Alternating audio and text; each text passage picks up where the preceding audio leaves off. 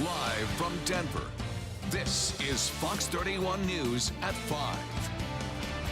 New developments involving the deadly shooting of Douglas County Deputy Zach Parrish on New Year's Eve. The investigation is now complete. New details are being released about the shooter, Matthew Reel, and what happened during that deadly standoff. We thank you tonight for joining us at 5. I'm Aristea Brady. I'm Mike Landis in for Jeremy Hubbard, who will be with us in just a few moments live, speaking with the parents of Matthew Reel. But first, let's get to Fox 31's Kristen Haubrich with the new developments from the District Attorney report. Kristen? Aristea, in this 9-page report, District Attorney George Brockler says the officers acted appropriately using deadly force against Matthew Reel. The report also includes a diagram of the suspect's apartment. We do want to warn you, the body cam video is graphic. It was just before 3 a.m. on New Year's Eve, a fateful morning at the Copper Canyon Apartments. The suspect, Matthew Reel, claimed his roommate put a laser in his eye. Deputy Zach Parrish responded and spoke with him. The report says it was apparent the suspect was having mental health issues and hadn't slept in 3 days. But he didn't meet the requirements to be placed on a mental health hold. Then, 2 hours later, a chilling 911 call. The suspect told dispatchers he had weapons, that deputies had been there and were aggressive with him.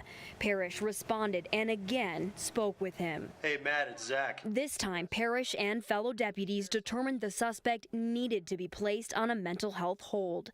His roommate gave officers the keys to enter the apartment, and once inside, deputies approached his bedroom, identified themselves, and kicked the door in.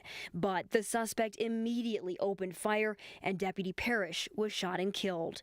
3 other deputies were also shot. At this point, the SWAT team was called. During a standoff, the suspect kept shooting from his bedroom and out the window.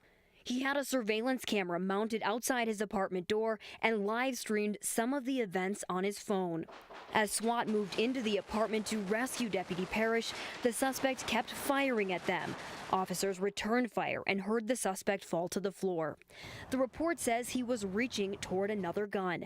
Ultimately, an autopsy revealed he died of 4 gunshot wounds. Investigators found 185 spent shell casings, 1,067 live cartridges, and 22 magazines inside the bedroom. 180 projectile holes were found in the bedroom walls, ceiling, and floors. The suspect's bloody gas mask was also located in the bedroom. Again, the DA ruling all officers acted in self-defense because under Colorado law, law enforcement may use deadly physical force against a person if they believe the person poses an imminent danger of death to another. Kristen Haubrich, Fox 31. Thanks, Kristen. For the first time tonight, the family of Matthew Reel speaks out about the events of that night. They just told Fox 31 moments ago that they believe no one had to die in that situation. My co-anchor Jeremy Hubbard just spoke with them. He joins us live from Lone Tree in an interview you'll see only on Fox. Jeremy. Aristea, Mike, we just left the Reel household moments ago where they had some explosive, abrasive things to say about the Douglas County Sheriff's Department and their actions of December 31st. They believe deputies that night escalated the situation beyond what it needed to be, even though deputies knew their son was mentally ill. Their point is this: nobody had to die that night, not their son, not Douglas County Sheriff's Deputy Zach Parrish, and they would tell that to the sheriff, but they have not had that conversation yet.